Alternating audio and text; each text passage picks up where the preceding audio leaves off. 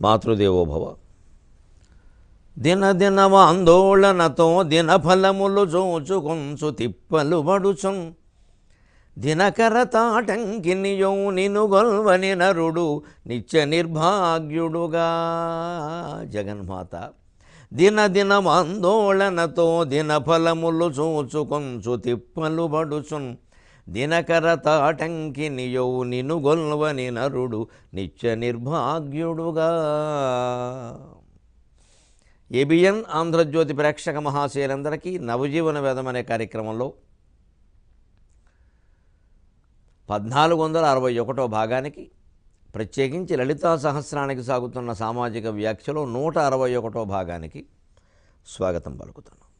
మనం 239వ నామంలో ఉన్నాం. మను విద్య చంద్ర విద్య చంద్రమండల మధ్యగా 238లో చంద్ర విద్య అన్నదాన్ని చెప్పుకున్నాం. ఉపాసన, ప్రచారము, అలాగే అధీతి, బోధ, ఆచరణ, ప్రచారము, ఈ 4 మనం ప్రధానంగా దృష్టిలో పెట్టుకోవాలి. మామూలు విద్య నేర్చుకున్నా సరే, మంత్ర విద్య నేర్చుకున్నా సరే, మంత్ర విద్యకు సంబంధించి, అధ్యాత్మ విద్యకు సంబంధించి ఆచరణ ఏమిటి అంటే, మనం నిత్యము చేస్తున్నటువంటి పనులన్నీ కూడా దైవ పూజలే.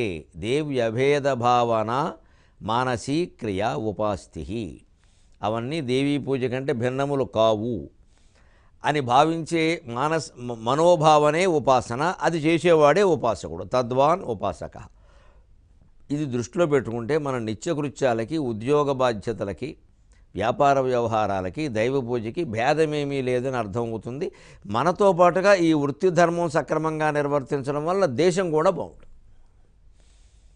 సరే, ఉపాసనాపరంగా ఎలాగో నియమాలు, పద్ధతులు ఉంటూనే ఉంటాయి. అవన్నీ మనకి రకరకాలుగా దేవీ ఉపాసన సంబంధించిన గ్రంథాల్లో దొరుకుతాయి. ఈ ఉపాసనా గ్రంథాలకు సంబంధించి మరొకటి మనం గొప్పగా భావించి చూడదగింది, విజయవాడకు చెందినటువంటి క్రోవి పార్థసారథి గారనే మంచి దేవీ ఉపాసకుడు చక్కని గ్రంథాన్ని బాగా విస్తృతంగా లలితా సహస్రనామాలకి ఉపాసనాపూర్వకమైనటువంటి వ్యాఖ్యానాన్ని చేశారు. అది కూడా మన భక్తులైన వారు అనుసరించి చదువుకొని చక్కగా దానివల్ల కూడా తరించేటువంటి ప్రయత్నం చేయొచ్చు. మహానుభావులు ఎంతోమంది ఇంకా అటువంటి కృషి చేశారు. నాకు తెలిసినవేవో కొన్ని విశేషాలు తెలిసినంత వరకు అందజేస్తూ ఉన్నాను. మిగిలినవి నాకు తెలియనంత మాత్రానో, నేను చెప్పనంత మాత్రానో గొప్పవి కాదని అనుకోవద్దు. పార్థసారథి గారి పుస్తకాన్ని నేను చూశాను. చాలా పద్ధతిగా, సంప్రదాయంలో ఎక్కడా తేడా లేకుండా, మళ్ళీ కాస్త జీవితానికి కూడా ఉపయోగపడే విధంగాను దానికి విశేషంగా చేశారు. ఆయన కృషి స్వయంగా ఉపాసన ఉన్నవాడు, మంచివాడు కాబట్టి అలా చేయగలిగారు. ఏదైనా ఈ చంద్ర విద్య అన్న దాంట్లో మనం చంద్రుడు చేసినట్టే, తాను ఉపాసన చేసి ప్రచారం చేసినట్టే, మనం అభేదపూర్వకంగా భగవంతుడికి కంటే భిన్నమైంది కాదు ఈ ప్రపంచం. బ్రహ్మమేధయా మధుమేధయా బ్రహ్మమేవ మధుమేధయా అని వేదంలో చెప్పినట్టుగా ఆ బ్రహ్మయే ఈ మధుస్వరూపమైన ప్రపంచమంతా నిండి ఉన్నాడు. అంచేత మనం సమాజ సేవ చేస్తున్నామంటే సర్వేశ్వరుని సేవ చేస్తున్నట్టే అని భావించి చేస్తే అప్పుడు చంద్ర విద్య అన్నదానికి నామానికి సార్థకత ఏర్పడుతుంది. ఇప్పుడు 239వ నామం చంద్రమండల మధ్యగా, 240వ నామం చంద్రమండల మధ్యగా. చంద్రమండల మధ్యగాయై నమః. చంద్రమండలం మధ్యలో ఉంటుంది అమ్మవారు ఉంటారు. చంద్రమండల మధ్యగా, చంద్రమండలం మధ్యమునందు, గా అంటే గమించున్నది అని అర్థం ఉంటుంది. చంద్రమండలం మధ్యలో ఉండేది ఏమిటి? కాంతే కదా. ఆ కాంతి స్వరూపం అంతా అమ్మవారే. దానికి మనకి శివపురాణం సహా, దేవీ పురాణం సహా ఏం చెబుతుందంటే, శివుడే స్వయంగా పార్వతీదేవితో అంటాడు, అహమగ్నిశిరోనిష్ఠక త్వం సోమశిరసి స్థిత. అహమగ్నిశిరోనిష్ఠక త్వం సోమశిరసి స్థిత. అగ్ని సోమాత్మకం విశ్వం ఆవాభ్యాం సమధిష్ఠితం అంటాడు. నేను అగ్నిశిరోనిష్ఠక, అగ్ని శిఖరాల యొక్క శిరోభాగంలో ఉన్నాను. అగ్ని శిఖలు వాటి శిరోభాగం ఉన్నాను. అలాగే త్వం సోమశిరసి స్థిత, నువ్వు చంద్రుని యొక్క శిరోభాగంలో ఉన్నావు. అగ్ని శిరోభాగంలో అగ్ని శిరస్సు మీద నేనున్నాను, చంద్రుని శిరస్సు మీద నువ్వు ఉన్నావు అంటున్నాడు శివుడు పార్వతీదేవితో. అగ్నిశోమాత్మకం విశ్వమంతా కూడా అగ్ని కళలు చంద్రకళలతోనే ప్రకాశిస్తోంది. శాస్త్రం ప్రకారం చెప్పాలి అంటే అగ్ని నుంచి 12 కళలు, సోముడి నుంచి 12 కళలు కలిసి 24 కళలు సూర్యుడు తీసుకున్నట్టుగా మనకి శాస్త్రం చెబుతుంది. అందుకే సంస్కృతంలో ఉండే 50 అక్షరాలలో మొదటి అచ్చులుగా ఉండేటువంటి 16 కూడా చంద్రకళలుగా పేర్కొంటారు. తర్వాత 24 అక్షరాలు కాఖ గాఘాని కకారంతో మొదలైన తర్వాత వరుసగా చివరి పాపాబాభామాలో మకారం తీసేస్తే మిగిలిన 24 అక్షరాలు కూడా సూర్యకళలుగా పేర్కొంటారు. మకారం దగ్గర నుంచి చివరికి యారాలావా శేష సఖాళ క్ష లాంటి దాంట్లో వాడుతూ ఉండే 10 అక్షరాలు కూడా అగ్ని కళలుగా పేర్కొంటారు. అగ్ని మార్గం, చంద్ర మార్గం, సూర్య మార్గం అని 3 ద్వారాలు, లోకస్య ద్వారం ఆవృత్తి అని 3 ద్వారాలు ఉంటాయి. పై జీవులు వెళ్ళడానికి కూడా సూర్య మార్గం, చంద్ర మార్గం, అగ్ని మార్గం అని 3 ఉంటాయి. రావడానికి 3 ఉంటాయి. వరుణదేవుని మార్గం, వాన ద్వారా జీవులు వస్తారంటారు కానీ అది కూడా సూర్య మార్గమే. సూర్యుడి కారణంగానే వానలు కురుస్తున్నాయి. అగ్ని నుంచి 12, చంద్రుడి నుంచి 12 కలిపి తీసుకుని సూర్యకళలు 12 మొత్తం 24 ఉన్నాయి కాబట్టి సరిగ్గా మధ్యలో అక్షరాలు 24 ఉంటాయి. 16 అచ్చులు, 34 అవి, 10 ఇవి, మొత్తం 44. 44 16 సంస్కృతంలో అక్షరాలు 50. సంస్కృతమునకు వర్ణములు 50. ఈ సూర్యకళలు ఆదిత్య కళలు అన్నటువంటి 24 సరిగ్గా ఎడానాడికి సంబంధించి 12, పెంగళానాడికి సంబంధించి 12 ఉంటాయి. ఇవి గంటకోసారి అటు ఇటు మారుతూ ఉంటాయి. అందుకే 24 గంటలు లెక్క. అంచేది అగ్నిశోమాత్మకం విశ్వం అంటే మళ్ళీ సూర్యాత్మకం అని చెప్పవలసిన అవసరం లేదు. అగ్ని శిరస్సు మీద శివుడు ఉండడం ఏమిటి? శివుని యొక్క పాలభాగంలో అగ్ని ఉందని వింటున్నాం కదా మనం. అలాగే చంద్రుని శిరస్సు మీద, శిఖరం మీద అమ్మవారు ఉండడం ఏమిటి? అమ్మవారి యొక్క శిరస్సు మీదే, లలాటం మీదే అష్టమి చంద్ర విభ్రాజ దళికస్థల శోభిత అని చంద్రబింబం ఉందని మనం వింటున్నాం కదా. మరి ఇందులో రహస్యం ఏమిటి అంటే అగ్ని శిరస్సు మీద శిఖరం ఉండడం, అగ్ని శిఖలు రుద్రుని యొక్క స్వరూపం. ఆ రౌద్ర తేజస్సు లేకపోతే అగ్నిశిఖ అలా మండదు. తస్యాశిఖాయా మధ్యే పరమాత్మా వ్యవస్థితః స బ్రహ్మ స శివః స హరిశ్చేంద్రః సోక్షరః పరమస్వరాటు. ఆ శిఖ మధ్యలో ఉన్న పరమాత్మ అంటే రుద్రుడే, శివుడే. అలా అన్నాం కదా, గ్యాస్ పై మండుతుంటే అగ్నిశిఖలు పట్టుకుని శివుడు అని వేలు పెడితే అంటుకుంటుంది. దాని ఉద్దేశం అది కాదు. ఆ అగ్నిశిఖలు అంత తీవ్రంగా ఎందుకు ఉంటాయి? రుద్ర తేజస్సు కారణంగా. అగ్నిశిఖలు అంత తీవ్రంగా హైలో ఎందుకు పెడుతున్నాం మనం? అన్నం బాగా ఉడకడానికి, పదార్థాలు బాగా ఉడకడానికి. అన్నం ఉడకడం, పదార్థాలు బాగా ఉడకడం ఎందుకు? మనం ఆహారం స్వీకరించిన తర్వాత అన్నం బాగా అరగడానికి. అసలు ఈ అన్నం తినడం, ఆహారం అరగడం అనేదంతా ఎందుకు? జ్ఞాన వైరాగ్య సిద్ధ్యర్థం, జ్ఞాన వైరాగ్యాలు పొందడానికి. కాకపోతే భౌతికమైన కోరికలు తీర్చుకోవడానికి కాదు. అందుకే మనం అన్నం తినేటప్పుడు అన్నపూర్ణే సదాపూర్ణే శంకర ప్రాణవల్లభే జ్ఞాన వైరాగ్య సిద్ధ్యర్థం భిక్షాం దేహి కృపామయి అని శ్లోకం చదువుతారు. అన్నం తినడం ఎందుకు అంటే, అమ్మ నీ భిక్షను మేము ఎందుకు అడుగుతున్నాం ఇక్కడ కూర్చుని అంటే, జ్ఞాన వైరాగ్య సిద్ధ్యర్థం, జ్ఞానం వైరాగ్యం పొందడానికి. ఇంకా ఏదో ఈ అన్నం, ఈ పౌష్టికాహారం అనడం, అందులో ఏవో రకరకాల పద్ధతులు, వారి డైటు వీరి డైటు వారి డైటు అని చెప్పి పోటీలు పడి రకరకాల ప్రచారాలు చేస్తున్నారు. ఇవన్నీ దేనికో ఒకసారి ఆలోచించాలి. ఎవరి డైట్ అయినా ఏదైనా, అసలు ఏ రాష్ట్రం వారైనా, ఏ కులం వారైనా, ఏ వర్గం వారైనా, ఎవరైనా ఆ ప్రాంతంలో సంప్రదాయబద్ధంగా పూర్వం నుంచి వస్తున్నటువంటి ఆహార విహార నియమాలు పాటిస్తే ఆరోగ్యాలు ఎప్పుడూ బాగుంటాయి. ఇందులో ఎవరి ప్రచార వ్యామోహంలోనూ మనం పడవలసిన అవసరం లేదు. కొత్తగా ఏదో చెప్పగానే నమ్మేయవలసిన అవసరం లేదు. అది మన ప్రాంతానికి, మన వర్గానికి, మన సంప్రదాయానికి తగిందా కాదా? కేరళలో సంప్రదాయాలు ఆంధ్రలో పనికిరావు, ఆంధ్రలో పనికిరావు సంప్రదాయాలు బెంగాల్లో పనికిరావు, బెంగాల్లో సంప్రదాయాలు ఢిల్లీలో పనికిరావు. ఏ ప్రాంతం ప్రజలు ఆ ప్రాంతపు పంచభూతాత్మకమైన వాతావరణానికి తగి ఉంటారు. వాళ్ళ శరీరాలు అంతే, వాళ్ళ మనస్సులు అంతే. అంచేత మన ప్రాంతంలో అలాగే మన కులాన్ని బట్టి కూడా కొన్ని ఆహార విహారాలు ఉంటాయి. కొన్ని పదార్థాలు కొన్ని కులాల వాళ్ళకి తెలుసు, మిగిలిన వాళ్ళకి తెలియవు. ఇవాళ కులమన్నా వర్గమన్నా ఒకటే. అందుకని ఆయా వర్గాలను బట్టి, అందులో స్త్రీ పురుష భేదాలను బట్టి కూడా స్వల్పమైన ఏమైనా ఉంటే ఉండొచ్చు. అవన్నీ మన పెద్దలు చెబుతారు. ఆ ప్రకారమే చెయ్యాలి. కానీ ఎవరు ఏ రకమైన ఆహారం తీసుకున్నా, ఏ కాలంలో ఏది తీసుకున్నా మొత్తం అంతా ఎందుకు? జ్ఞాన వైరాగ్య సిద్ధ్యర్థం. జ్ఞానం వైరాగ్యం పొందడానికే దారి చూపించాలి. అలా దారి చూపించకుండా మన శరీరంలో రకరకాల భావోద్వేగాలు రెచ్చగొట్టేసేసి ఇంకా ఇంకా రాగద్వేషాలకు లోనయ్యే విధంగా బాగా కారాలు ఎక్కువైపోయి, లేకపోతే తీపి కూడా ఎక్కువైపోయి, ఏ రుచి అంటే ఆ రుచి విపరీతంగా అయిపోతుందంటే తక్షణం మానుకోవాలి. ఎందుకంటే ఈ ఆహారం అంతా కూడా జ్ఞాన వైరాగ్యాలు పొందడానికి తప్పితే వేరే కాదు. అంచేది అగ్నిశిఖల చివరలో శివుడు ఉంటాడు అంటే శివుడు జ్ఞానానికి వైరాగ్యానికి ప్రత్యేక కాబట్టి అగ్నిశిఖల ద్వారా పక్వమైనటువంటి పదార్థాలు సేవించడం ద్వారా మనం జ్ఞాన వైరాగ్యాలు పొందాలి. ఊరికే ఏదో ఇంతలా ఉన్నాం, అంత పొడుగున్నాం, ఆరోగ్యంగా ఉన్నాం అని చెప్పుకోవడం కాదు. భక్తి జ్ఞాన వైరాగ్యాలు పొందుతున్నామా లేదా చూసుకోవాలి. అగ్ని సోమాత్మకం విశ్వం అంటే అర్థం. పైగా ఈ చంద్రమండల మధ్యగా ఇంకొక యోగశాస్త్రపరంగా అర్థం ఉంది. మూలాధార చక్రం నుంచి కుండలిని శక్తి బయలుదేరి సహస్రారంలో ఉండేటువంటి కర్ణికని భేదించుకుంటూ వెడుతుంది. అంతవరకు సహస్రారం పద్మంతో పోలుస్తారు కాబట్టి ఆ పద్మ కర్ణికని భేదించుకుంటూ వెడుతుంది. అదే సరిగ్గా చంద్రమండల మధ్యగా సహస్రార పద్మంలో ఉండేటువంటి కర్ణికని మధ్య భాగాన్ని చంద్రమండలం అంటారు. అక్కడి నుంచే అమృతం స్రవిస్తుంది, మకరందం. అంటే ఈ మూలాధార శక్తిలో ఉండేటువంటి కుండలిని ఎప్పుడైతే అంతవరకు వెళ్ళి సహస్రారంలో ఉండేటువంటి పద్మ కుండలిని సహస్రార చక్రంలో ఉండే పద్మ కర్ణికని భేదించిందో అక్కడ అమృతానందం అనేటువంటిది స్రవిస్తుంది అక్కడి నుంచి. అందుకే అక్కడ చంద్రకళ ఉన్నట్టుగా అమ్మవారికి చూపిస్తారు. ఆ రకంగా కూడా చంద్రమండల మధ్యగా శ్రీచక్రం మధ్య బిందువును కూడా చంద్రమండలం అంటారు. ఆ మధ్య బిందువే అమృత స్థానం.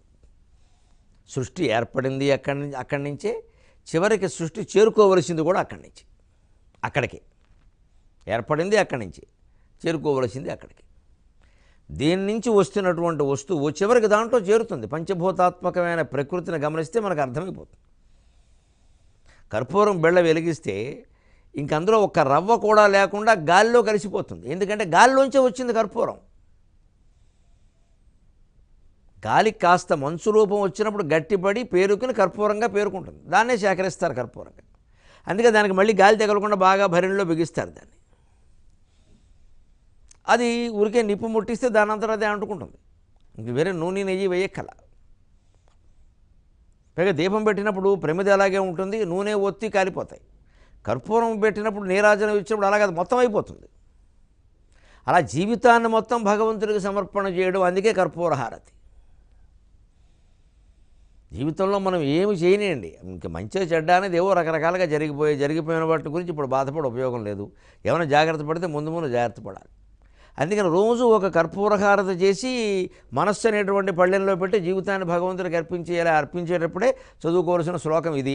ఆత్మాత్వం గిరిజామతి సహచరా ప్రాణ శరీరం గృహం పూజాతే విషయోపభోగరచన నిద్రా సమాధిస్థితి సంచార పదయో ప్రదక్షిణ విధి స్తోత్రాన్ని సర్వాగిర యద్యత్ కర్మ కరోమి తత్తదఖిలం శంభోతవారాధనం. నేను ఏ పని చేసినా కూడా అది నీ ఆరాధనేనయ్యా అన్నారు. ఎందుకంటే విశ్వమంతా ఆయనే అయినప్పుడు సర్వము ఆయనే, ఆయన కోసమే. ఆ భావనతోనే ఉండాలి మనం. అంటే పాపమని, పుణ్యమని, మంచని, చెడ్డని, ఎక్కువని, తక్కువని, ఫలితమని, నిష్ఫలమని ఈ ఆలోచనలకే పోకూడదు. నిరంతరం నమశివాయ, నమో నారాయణాయ, శ్రీమాత్రే నమః అంతే. ఏం చేసినా అంతే.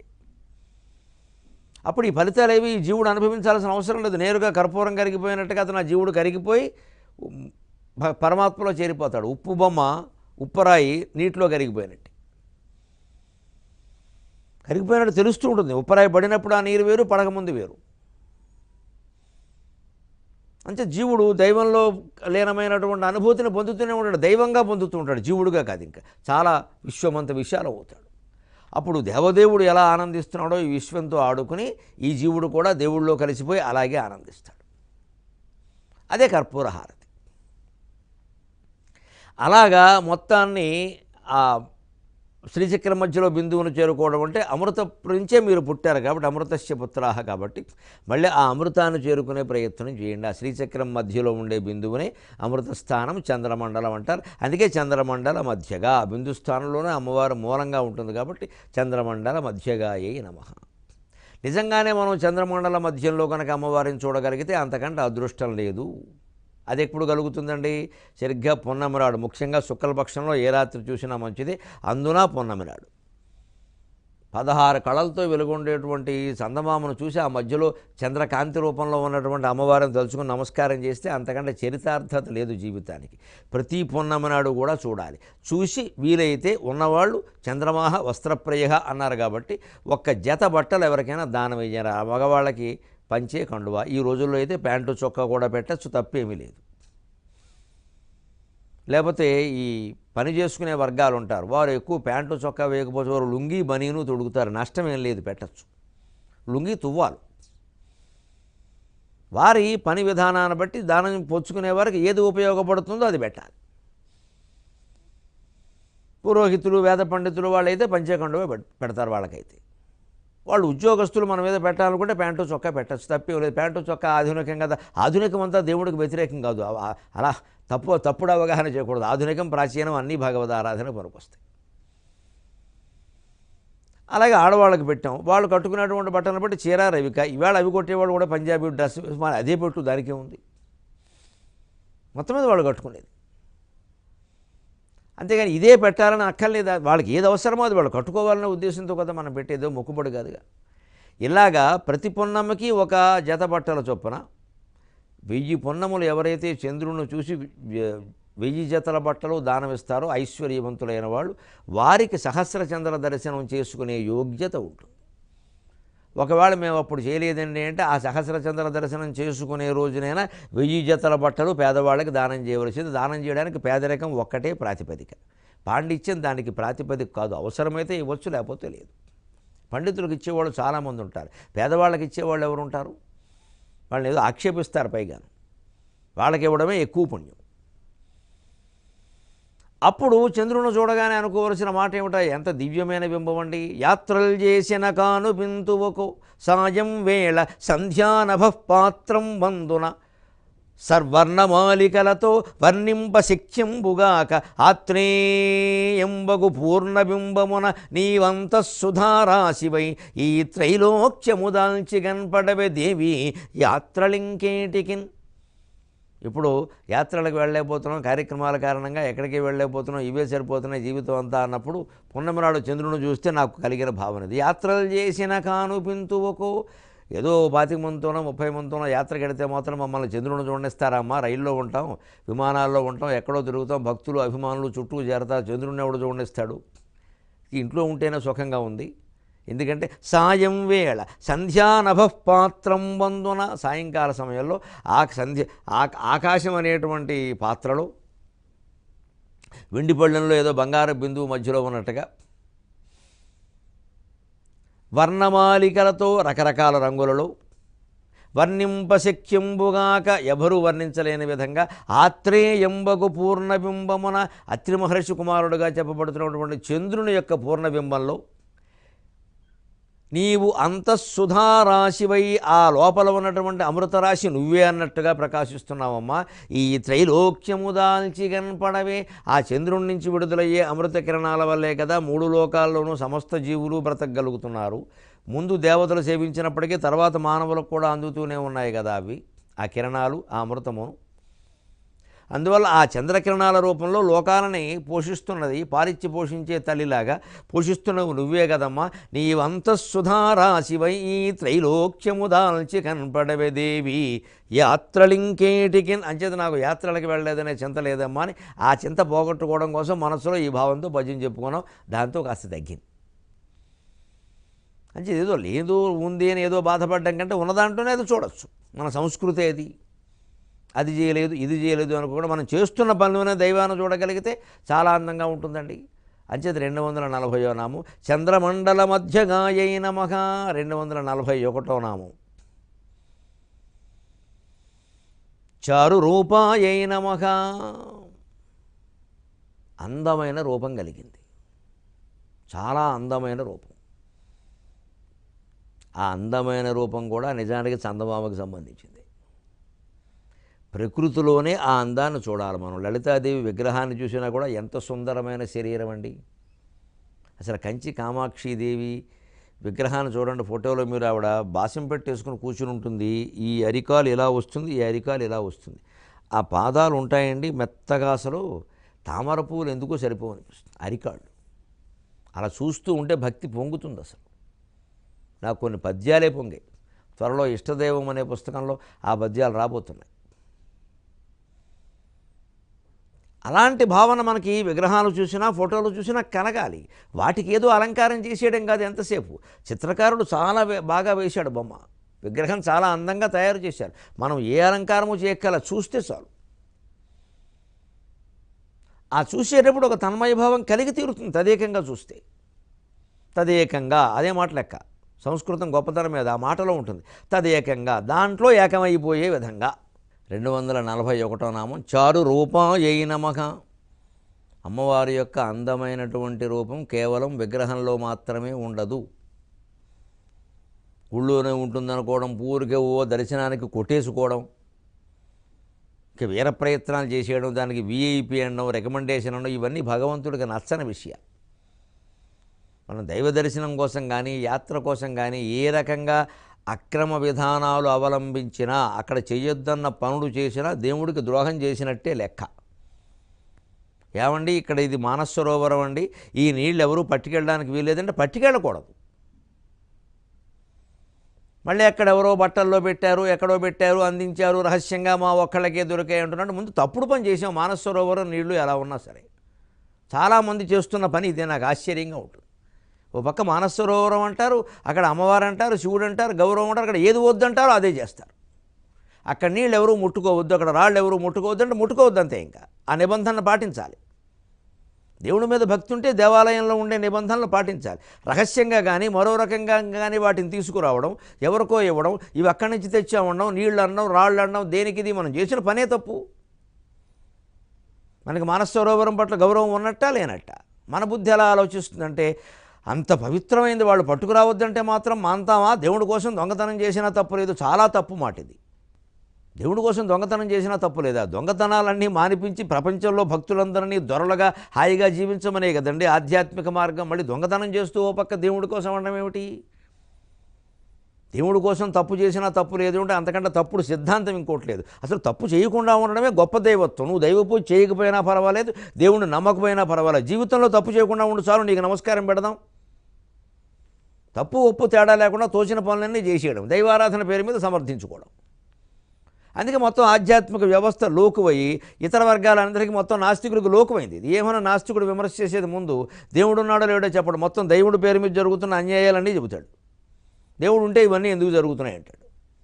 అంచేది మనం భక్తులైన వాళ్ళం ఏం చేస్తున్నాం? దేవుడిని అప్రతిష్ట పాలు చేస్తున్నాం. మనం దేనికి సమాధానం చెప్పలేని స్థితిలో ఉన్నాం ఇవాళ.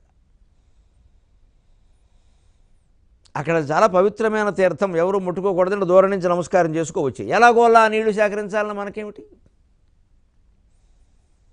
తిరుపతి లడ్డూ మీద నిజంగా ప్రసాదం అనే మన గౌరవం ఉంటే దాన్ని బ్లాకులో అమ్మడం కానీ కొనడం కానీ జరుగుతుందా? అసలు అమ్మితే మాత్రం మనం ఎలా కొంటామండి?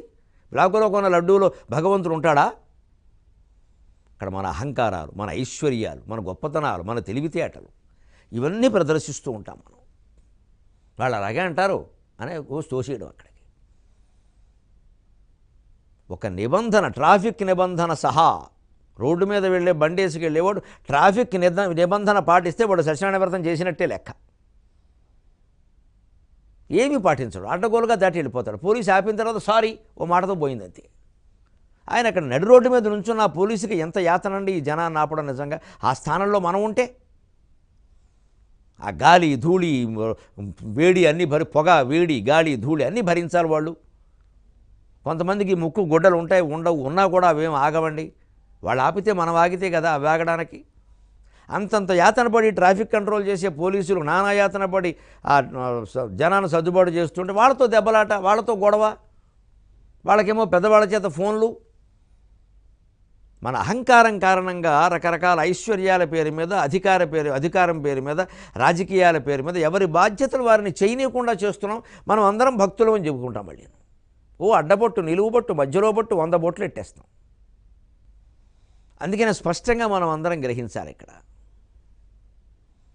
భగవంతుని యొక్క రూపం అందమైనది అంటే ప్రకృతి అంతా నిండి ఉంది, ఒక్క విగ్రహంలో మాత్రమే లేదు. అక్కడ ఒక నీలి మేఘాలను చూడండి, ఓ మంచు తెరలు కమ్ముకున్నప్పుడు చూడండి. దైవశక్తి, దైవ రూపం రకరకాలుగా ఎలా కనపడుతుందో. ఈవేమైనను దాగియుంటివ ప్రభో ఈ నీలి మేఘాలలో, ఈవేమైనను దాగియుంటివ ప్రభో ఈ నీలి మేఘాలలో. నీ వాత్సల్యము కానిపించును ప్రభు నీ హారహారాలలో, నీ వాత్సల్యము కానిపించును ప్రభు నీ హారహారాలలో. భావోద్వేగము పద్యరూప కవితా బంధ ప్రబంధం బగున్, భావోద్వేగము పద్యరూప కవితా బంధ ప్రబంధం బగున్. నీవే నీ పదయుగ్మముంచుమిక నా హృత్పద్మకోశములో, నీవే నీ పదయుగ్మముంచుమిక నా హృత్పద్మకోశములో. వర్షం కురిసే ముందు నీలి మేఘాలు అలా కమ్ముకుని కనపడితే ఒక్కసారి ఆ బయట వాతావరణంలో బాల్కనీలో దానికి అక్కడికి వెళ్ళి ఒక్కసారి పైకి చూస్తే అంతకంటే దేవుడు ఎక్కడ ఉంటాడండి? ఆ రమ్యమైన వాతావరణంలో దైవకళ కనపడ్డల్లా తిలేషు తైలం పుష్పేషు గంధం అని చెప్పారు గ్రంథాల్లో. నువ్వుల్లో ఉండే నా నూనె దేవుడయ్యా, పువ్వుల్లో ఉండే సుగంధం దేవుడయ్యా. ఇప్పుడు మంచి మనిషిలో ఉండే మంచితనం దేవుడు కాదా? ఒక శ్రమజీవిలో ఉండే శ్రమ, వాడి చెమట దేవుడు కాదా? వాళ్ళని ఎలా అవమానిస్తాం మనం? ఒక వేద పండితుడు గంభీరమైన నాదంతో వేదం చదువుతున్నాడు, అతని నాదం దేవుడు కాదా? అది నాదబ్రహ్మ కాదా? ఒక ముత్తైదువ అపూర్వమైనటువంటి చిత్కళా సౌందర్యంతో అమ్మవారిని ఆరాధిస్తోంది, ఆ ముత్తైదువ రూపం సాక్షాత్ అమ్మవారు కాదా? అంతేకాదమ్మా, ఒక అభాగ్యురాలు దుఃఖిస్తోంది, ఆ అశ్రువుల్లో ఉండేది అమ్మవారమ్మ, ఆ అశ్రువుల్లో ఉండేది అమ్మవారు. ఆవిడ్ని ఓదార్చాలి మనం, ఇంకో మాటని బాధ పెట్టకూడదు. సుఖం లేదు, దుఃఖం లేదు, అందం లేదు, వికారం లేదు, సమస్తం అమ్మవారే. సర్వం కల్విదమేవాహం నా అన్యదస్తి సనాతనం. సనాతనమైన నాకంటే వేరేనేది ఏదీ లేదయ్యా, అన్నీ నేనే. అన్నీ నేనే అంటే కన్నీళ్ళు కూడా ఆవిడే. ఈ అపూర్వమైన భావానికి మనం లోను చేసుకుంటే ఇది ప్రలోభమైనా పర్వాలేదండి. నీలి మేఘాల్లోనూ నీహారహారాల్లోనూ అంతటా భగవద్వాత్సల్యమే కనిపిస్తుంది. అప్పుడు ఆయన ఖచ్చితంగా ఆయన పదపద్మాలని మన హృదయ పద్మంలో ఉంచుతాడు, అనుమానం వెళ్ళ. అప్పుడు జీవితానికి చాలా అందమైన ముగింపు ధైర్యంగా పలకగలుగుతాం. శలం.